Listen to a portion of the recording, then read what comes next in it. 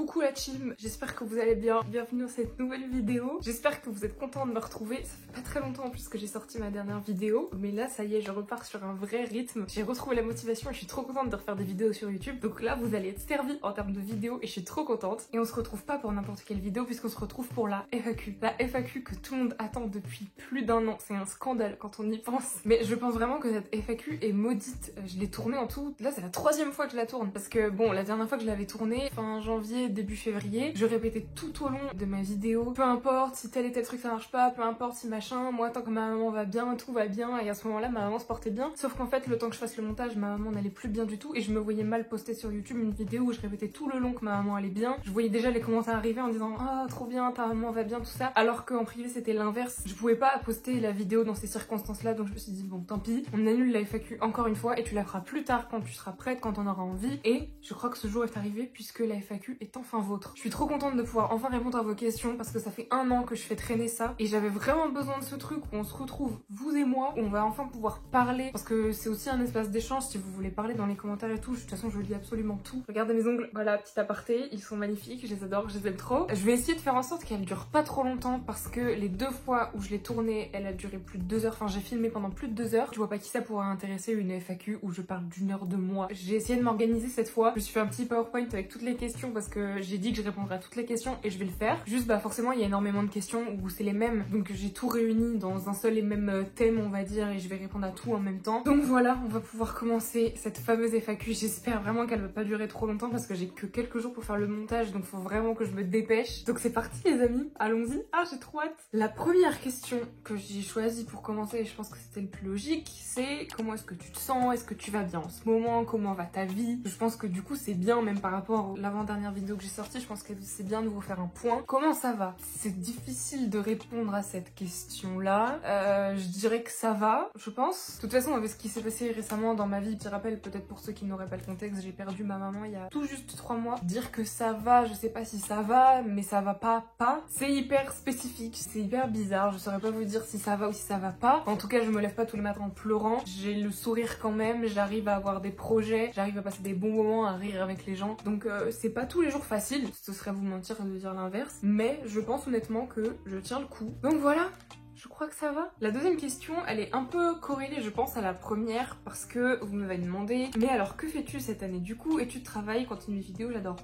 Alors du coup cette année maintenant qu'est-ce que je fais? Si vous saviez pas, j'étais en service civique l'été dernier, service civique que j'ai terminé fin octobre. S'en est suivi une très longue période qu'on pourrait appeler de traversée du désert, en omettant tout ce qui s'est passé dans ma vie personnelle, hein. Je vous parle vraiment que de ma vie professionnelle entre guillemets. Recherche de travail vraiment pas très fructueuse, j'avais des refus de partout. Donc franchement sale période. Et donc là j'ai commencé un travail le 15 avril, oui c'est ça. Je fais de la mise en rayon dans un supermarché, rien de bien impressionnant, hein. Mais il se trouve que j'ai été virée la semaine dernière.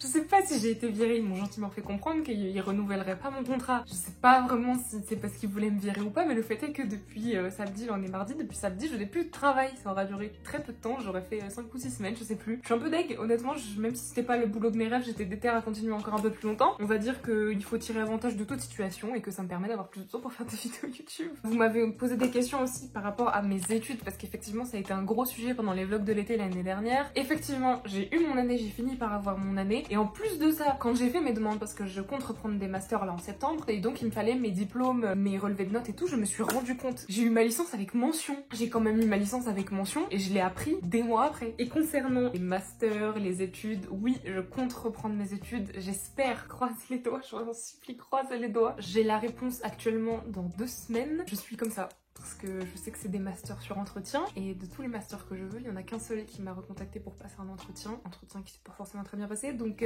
je sais déjà d'office que je serai au moins sur liste d'attente pour les masters que je veux en priorité. Voilà, on va dire que j'essaie de pas trop y penser parce que dès que j'y pense ça me stresse. Autant l'année dernière avoir un master ça voulait trop rien dire pour moi, je le faisais pour ma maman, je le faisais pour les autres parce que tout le monde me disait qu'il fallait faire un master. Autant cette année je le fais pour moi, je sais pourquoi je veux le faire, je sais quel master je veux faire, vraiment il me vend du rêve. Et ne pas l'avoir, je pense que ça va être autre chose que le coup dur que je me suis pris l'année dernière. Enfin voilà les nouvelles concernant ma vie professionnelle et tout ce qui touche à l'école. Ensuite, Noah me demande comment tu as vécu les 10 000 abonnés qui sont venus très vite. Alors forcément du coup maintenant on a dépassé les 15 000, ce que je trouve absolument incroyable, sachant qu'en plus j'ai posté très peu de vidéos. Je m'attendais clairement pas du tout à passer les 10 000 abonnés aussi vite avec les vlogs de l'été. J'étais trop surprise. Et surtout en fait la manière dont ça s'est fait, j'en aurais dit vraiment c'est le destin qu'il avait commandé quoi. Genre ça arrive pendant la dernière semaine des vlogs de l'été en termes de symboles, je trouve ça incroyable. J'ai l'impression que même si le nombre d'abonnés finit par augmenter, il y a toujours ce côté hyper familial entre nous et tout, où on parle sur Insta, on parle de les commentaires YouTube, qui continue d'être là malgré le fait que ça augmente. Et ça je suis trop contente. Vous m'avez aussi demandé l'âge que j'avais. J'ai 21 ans, bientôt 22. Ça fait un peu mal. Je vais avoir 22 ans le 18 juillet parce que quelqu'un m'a demandé ma date de naissance aussi. Je suis née le 18 juillet, je suis un cancer, une cancer. Voilà, vous faites ce que vous voulez de cette information.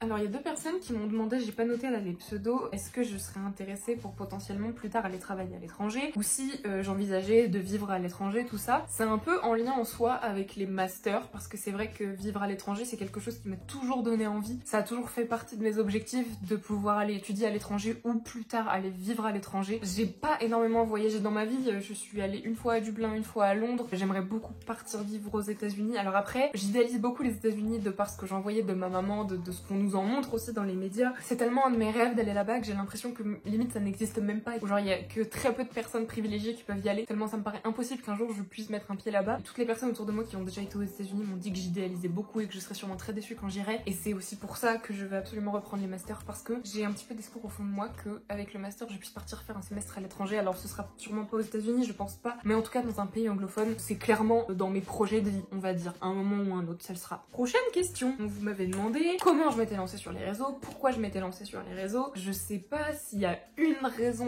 un jour, un déclic. J'ai toujours été une grande consommatrice de YouTube. Le destin m'a vraiment fait un cadeau en me mettant Emma sur ma route. D'une part parce que c'est devenu l'une de mes meilleures amies, mais aussi parce qu'elle m'a fait découvrir tout ce monde-là. Et on va dire qu'à un moment donné est venu dans ma vie où j'avais absolument toutes les cartes en main pour me lancer, chose auxquelles je pensais déjà depuis quelques années. Et je me suis dit en fait c'est trop bête parce que t'as envie de le faire, personne ne le fera à ta place, donc bouge-toi le cul et fais-le. Et c'est ce que j'ai fait. Donc ça c'est pour répondre un petit peu au comment et le pourquoi. Je sais que mon groupe d'amis est incroyable. Je savais en fait dès qu'on passait des moments ensemble où je me disais mais purée, mais si seulement ce truc était filmé, je suis sûre que plein de gens trouveraient ça super drôle. Et c'est vraiment cette volonté de se dire mais j'ai envie qu'on partage tous ces moments là avec des gens parce que c'est juste hilarant et j'ai trop envie de pouvoir partager ça. Bon cette mouche elle commence à me faire chier. C'était pas forcément mon objectif principal en le faisant et maintenant c'est vraiment principalement ce pourquoi je le fais, c'est de se créer des souvenirs. Genre vraiment les vlogs de l'été, que ce soit les vlogs de l'été ou même les vidéos Kems qu'on fait entre nous, c'est des souvenirs qu'on aura à tout jamais, on passe des trop bons moments en le faisant. Donc voilà. Kira me demande c'est quoi ton passe-temps préféré? Je dirais le montage principalement. Alors vu que là ça fait très longtemps que j'ai pas fait du montage, faut vraiment que je m'y remette et tout, mais ça reste quand même depuis 3 ans mon passe-temps préféré. Et depuis peu, ça se voit sur moi, je sais pas si vous avez vu depuis le début, faire des perles. J'en fais toute la journée, c'est devenu une obsession, ça fait ouais 2 mois que je suis là-dessus. Je dirais que c'est ça, les perles et le montage. Et bah sinon je dirais écouter de la musique, mais bon ça je pense que c'est assez basique, tout le monde fait ça non? Prochaine question. Ah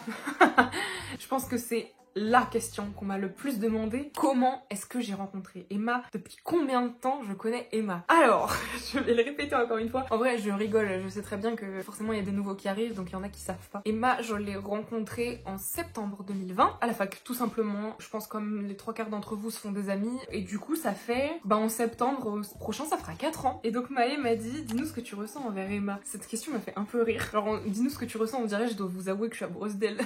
Avec Emma, il y a toujours eu cette relation un petit peu grande sœur, petite sœur. Même si on a qu'un an de différence, en vrai c'est pas énorme du tout. Ça a toujours été un petit peu ma grande sœur et moi sa petite sœur. Donc voilà, après Emma ça fait très longtemps que je l'ai vue, donc j'ai trop hâte de la revoir. Ensuite Gab m'a demandé Midona ou Ratchet. C'est horrible de demander ça. Je suis leur tante, je ne peux pas choisir. Moi je peux pas choisir parce que je les aime tous les deux, mais je pense que si eux devaient choisir, je pense que Ratchet me préfère à Midona. Midona, j'ai beau essayer de forcer le contact, elle ne veut pas de moi, alors que Ratchet m'adore, mais je peux pas choisir. Je sais pas si vous avez remarqué, j'ai vraiment regroupé ça en catégories. Je me suis dit ça va être plus simple plutôt que s'éparpiller dans tous les sens. Et donc on m'a demandé comment ça allait avec Chris, qu'est-ce que je pensais de Chris au début. Au début il me faisait peur, clairement. Je pense qu'il avait ce truc un petit peu méfiant au début, et ce que je peux parfaitement comprendre. Et en fait, à partir du moment où il a baissé sa garde, c'était très bien. Enfin, au-delà du fait que Chris soit le mari d'Emma, Chris c'est un de mes meilleurs amis aussi maintenant, parce que quelqu'un m'a demandé, attendez, je prends mon ordinateur, pas trop saoulant d'être avec lui. Et alors, je sais que dans les vidéos, il y en a certains qui ont une image de Chris genre chiant, tout le temps à nous faire chier avec Emma, alors que je vous jure que pas du tout. C'est une des personnes dans mon entourage qui a été la plus bienveillante avec moi, genre par rapport à YouTube et tout. Donc non, voilà, ça m'a un peu fait de la peine qu'on me demande ça, voilà. Prochaine question. Ah oui, une question auquel j'avais vraiment envie de répondre. On dirait que je suis à poil là, j'ai un haut hein. On m'a demandé est-ce que c'est embêtant d'être toujours la pote d'Emma et Chris. Emma et Chris, je les porte dans mon cœur, c'est mes amis. Donc ce que je vais dire, c'est vraiment rien à voir avec eux. C'est vraiment par rapport plus aux viewers et aux communautés YouTube. La communauté d'Emma et Chris, très fans d'Emma et Chris, ont souvent tendance à me prendre pour leur secrétaire. On me voit dans la rue en mode « Ah, mais c'est la pote d'Emma et Chris. Est-ce que tu pourras dire à Emma que je la trouve trop belle et que j'ai adoré sa dernière vidéo ?»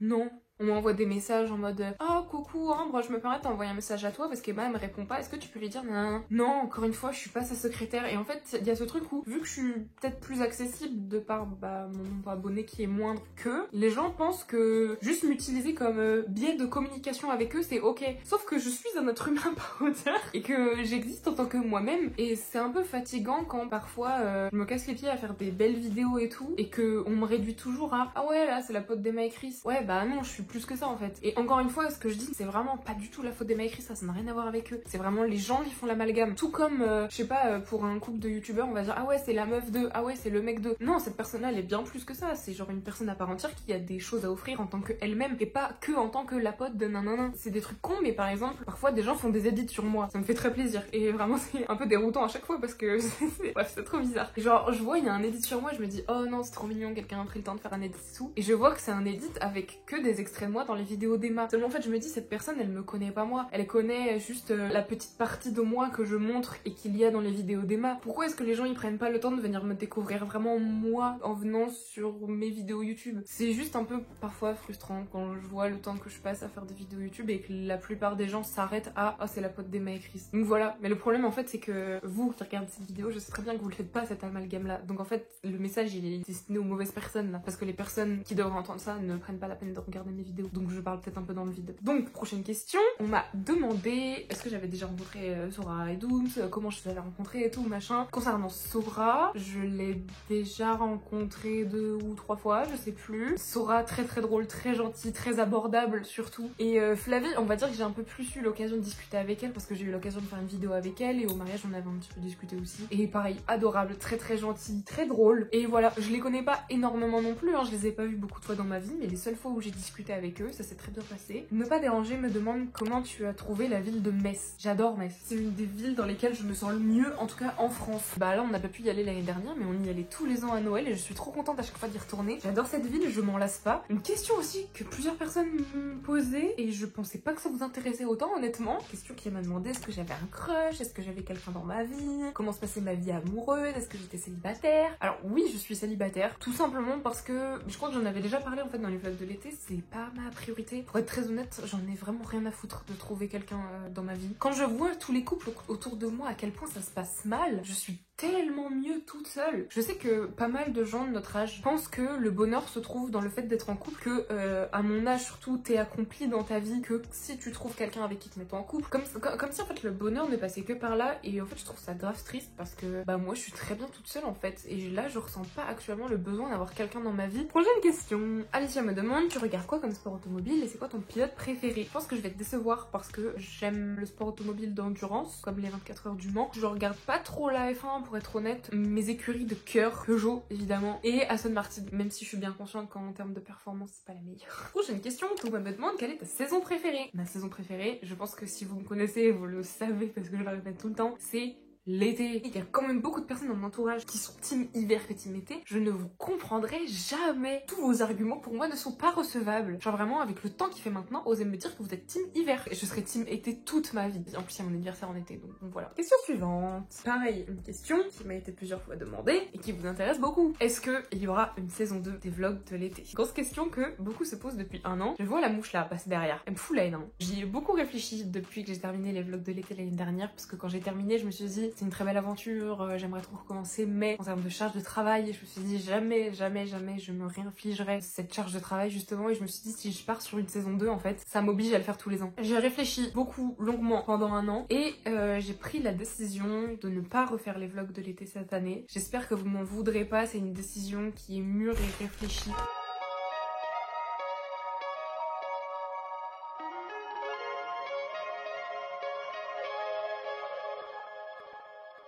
Hop là, je vous ai pranké.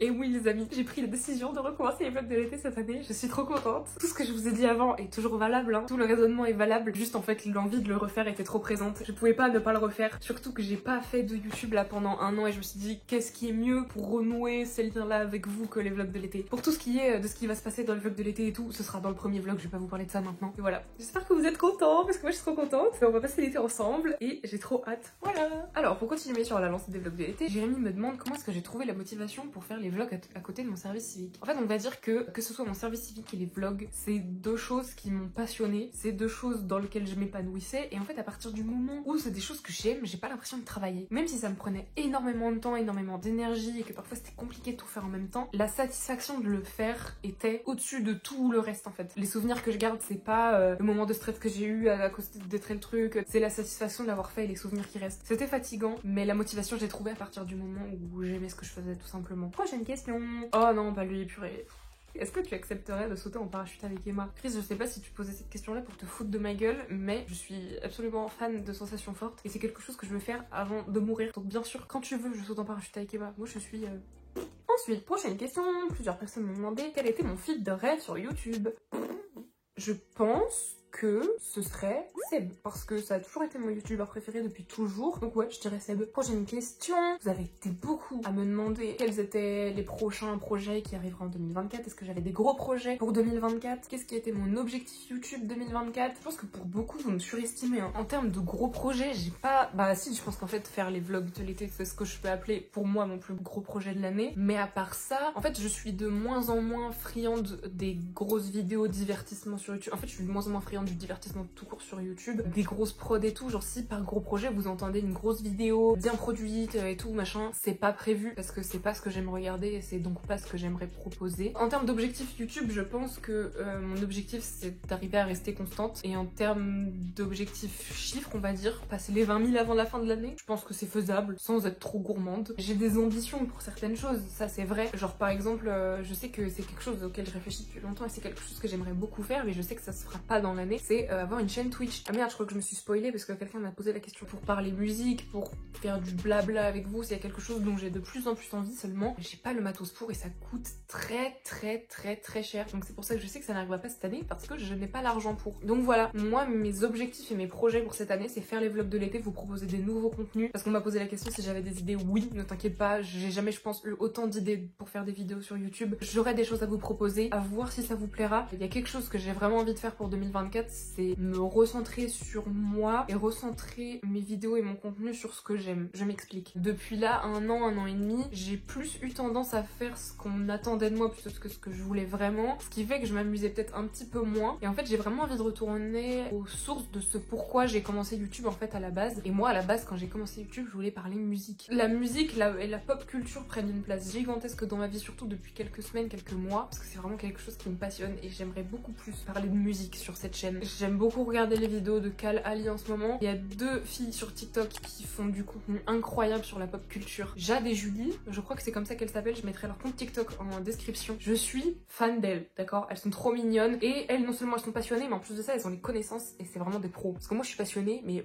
je sais 2-3 trucs mais pas grand chose. Donc voilà pour 2024, en résumé, vous attendez pas à des trucs de fou malade. Vraiment mes vidéos je les tourne encore avec mon téléphone. Après j'essaie toujours, peu importe ce que je fais, de faire de mon mieux et de faire le plus qualitatif possible avec ce que j'ai. Donc voilà, j'espère que ça vous plaira et que vous serez au rendez-vous. Prochaine question. Thomas me demande mon avis sur le documentaire de Squeezie. Et bah franchement je l'ai trouvé méga inspirant. J'avais été voir les, je sais plus, les 2 ou 3 premiers épisodes au Grand Rex avec Emma pour l'avant-première et j'en suis ressortie vraiment avec des étoiles plein les yeux. C'est vraiment le coup de pied au cul dont j'avais besoin pour me dire mais hein, si tu le fais pas personne le fera à ta place donc bouge-toi le cul en fait. Franchement rien à redire. Mentor.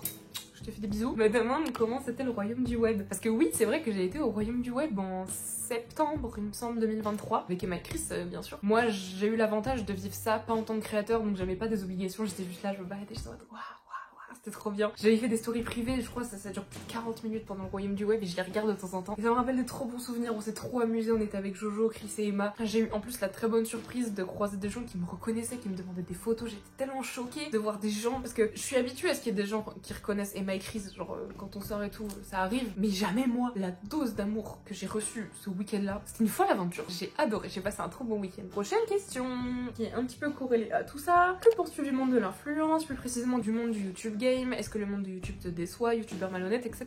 Comme j'ai dit tout à l'heure, moi j'étais une grande consommatrice de YouTube avant et donc je pense comme tous les consommateurs de YouTube, j'idéalisais beaucoup ce milieu tout en étant consciente évidemment que personne n'est parfait. Mais c'est vrai que en le côtoyant de plus près, je me suis rendu compte de beaucoup de choses. Je suis tombée parfois de dizaines d'étages et au début c'est dur, mais avec le temps en fait je suis habituée à entendre des trucs sur les gens et j'ai appris à prendre ça avec plus de légèreté parce qu'en fait je me dis personne n'est parfait et en fait dans tous les milieux il y a des gens pourris. Quand j'ai vu les comportements de certains et à quel point ce monde est élitiste, si tu fais pas partie d'une certaine sphère très fermée, t'es personne, d'accord? T'as beau avoir des centaines de milliers d'abonnés, devant ce groupe de personnes là, t'es personne et personne te calcule. Et c'est pour ça que c'est hyper contradictoire parce que dans un sens j'ai envie de le faire et j'ai envie de vivre des aventures incroyables, mais quand je vois par où il faut passer et comment il faut se comporter pour traîner avec certaines personnes et pour être validé par le milieu, ça m'intéresse pas en fait. Je suis pas comme ça. Après je pense que je vous apprends rien, hein. Maintenant tous les youtubeurs ont ce discours, je vous doutez que je peux pas vous dire qui parce que bah il va y avoir de problèmes et surtout ça les regarde eux hein, si c'est des merdes hein. Donc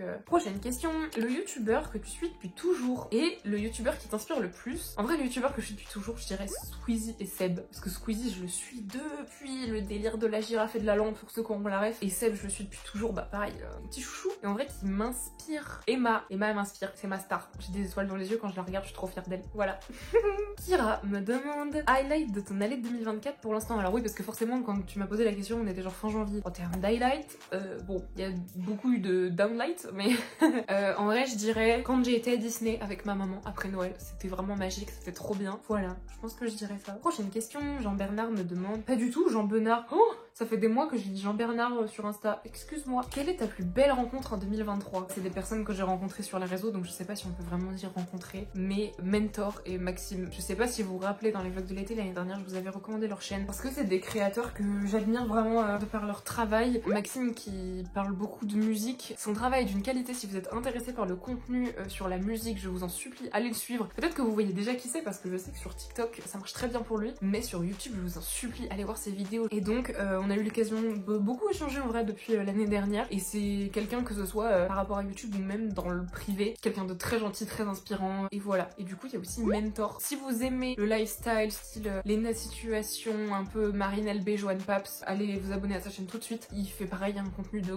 qualité de ouf, avec un montage incroyable, et surtout, il a une personnalité vraiment hyper attachante, et je sais qu'on parle beaucoup, pour de vrai, il a un vrai bon cœur. C'est prévu en vrai qu'on fasse des vidéos ensemble, et je vous jure que le jour où on va faire une vidéo ensemble, ça va être explosif parce qu'on est trop les mêmes. Donc voilà, c'est pas des rencontres physiques, c'est des rencontres sur les réseaux que j'espère concrétiser par des rencontres physiques. On enchaîne avec la question, quelle a été ta plus grosse déception cette année? J'ai toujours répété partout dans ma vidéo YouTube, même sur les réseaux, même avant de commencer YouTube, que j'étais trop reconnaissante de l'entourage que j'avais des amis en or et tout. Et ben comme quoi, même parfois après des big 8 ans d'amitié, tu peux te prendre des murs. Et je vous jure que la maladie de ma maman m'a fait ouvrir les yeux sur certaines personnes. Et même encore maintenant, il y a des choses qui sont difficiles à avaler parce que c'est des choses qui sont encore d'actualité. Je me suis séparée de quelques personnes. Ça a pas été facile parce que c'est des personnes qui ont compté beaucoup pendant très longtemps. C'était vraiment des personnes que je considérais comme mes meilleurs amis. Ça, on va dire que c'est un peu passé. C'est con à dire, mais à côté du décès de ma maman, le reste tout paraît minime et je m'en bats les couilles. Franchement, si t'as plus envie d'être mon ami, j'en ai rien à...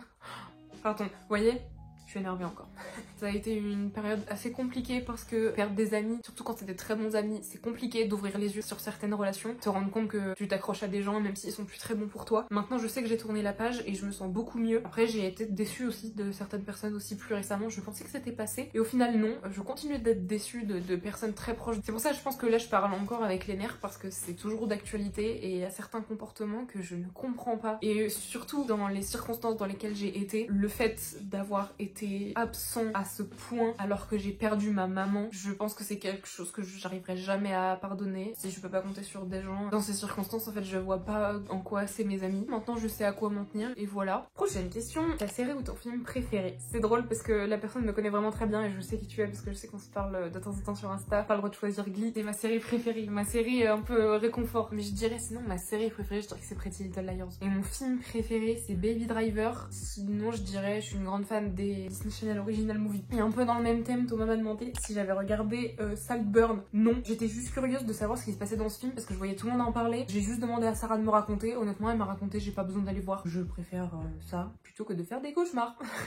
Prochaine question, est-ce que tu es satisfaite de ta chaîne YouTube et de ton contenu? Oui et non. Oui, je suis satisfaite parce que c'est quand même quelque chose que moi je fais et je suis toujours fière quand je poste une vidéo. De toute façon, si je suis pas fière quand je poste une vidéo, c'est qu'il y a un problème. Mais je sais que je pourrais être encore plus fière et que ça me ressemble encore plus et que ce soit encore mieux. Donc oui, je suis fière. Je suis toujours fière et je suis toujours satisfaite de ce que je sors, mais pas à 100%. Et j'espère pouvoir à la fin de cette année 2024 vous dire que je suis à 100% satisfaite de mon contenu. Mais je suis contente que ça vous plaise quand même.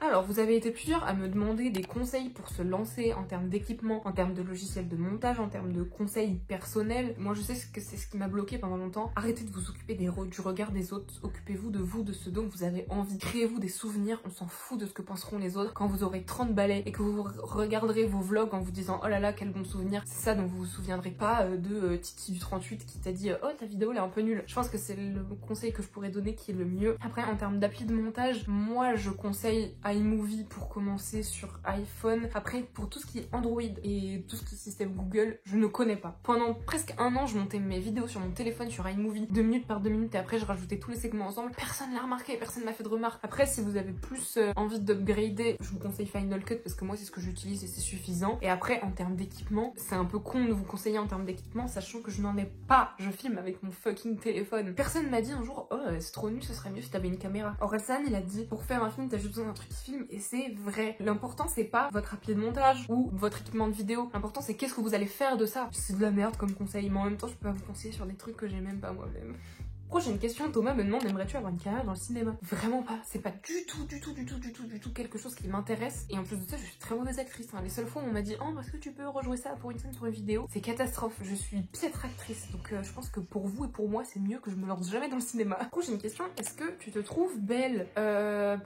Je me trouve pas, moi je me trouve pas belle, je suis dans la moyenne je pense. En vrai comme tout le monde je pense j'ai des complexes, genre j'aimerais bien perdre du poids, je sais les trucs qui me dérangent sur mon visage et tout. En tout cas si un jour j'ai assez d'argent pour changer ces choses là, je sais que moi je suis pas du tout, comment on dit, genre la chirurgie esthétique, la médecine esthétique c'est pas du tout quelque chose auquel je suis fermée et qui est tabou pour moi. J'ai aucun problème à dire que je le ferai. Je dis pas que c'est ce qu'il faut faire hein, mais je sais que si un jour j'ai, enfin j'ai dit un exemple tout con mais par exemple j'ai l'oreille décollée, celle-là elle est décollée, si un jour j'ai l'argent pour la faire recoller, bah je vais le faire en fait, genre pourquoi je m'en empêcherais. Je sais que c'est un discours avec lequel beaucoup de gens ont du mal, c'est ma vision des choses. Voilà. Juste, Chacha me demande à quand une prochaine vidéo avec Emma. C'est vrai que ça fait très longtemps que j'ai pas tourné avec Emma, hein. Je pense que ça date du mois de janvier. Recommencer à faire des big vidéos divertissement et tout, je suis pas sûre d'être prête et d'en avoir envie. Parce qu'en termes d'énergie, c'est pas pareil, genre une vidéo divertissement, faut vraiment être à 100% pendant 1h30, 2 heures. Et je suis pas sûre qu'en ce moment je sois de très bonne compagnie. Je sais que j'en ai quelques-uns de prévus avec Chris. Peut-être que je pourrais faire un test, mais en tout cas, pour l'instant, c'est pas prévu. Prochaine question, qu'est-ce que t'aurais à dire à des personnes qui ont des phobies scolaires? Quoi? Qui sont dans des cas de phobie scolaire, pardon, je sais pas lire. Je n'ai jamais connu cette situation moi-même, je n'ai jamais connu personne autour de moi dans cette situation. Ce que je te conseillerais en fait, c'est d'en parler à des personnes compétentes pour t'aider, que ce soit des parents, des professeurs, des surveillants et tout. Des personnes qui seront aptes à t'écouter, à t'entendre, à te comprendre et surtout aptes à prendre des décisions, à agir pour t'aider, parce que tout le monde n'est pas forcément une bonne oreille. Donc voilà, je pense que le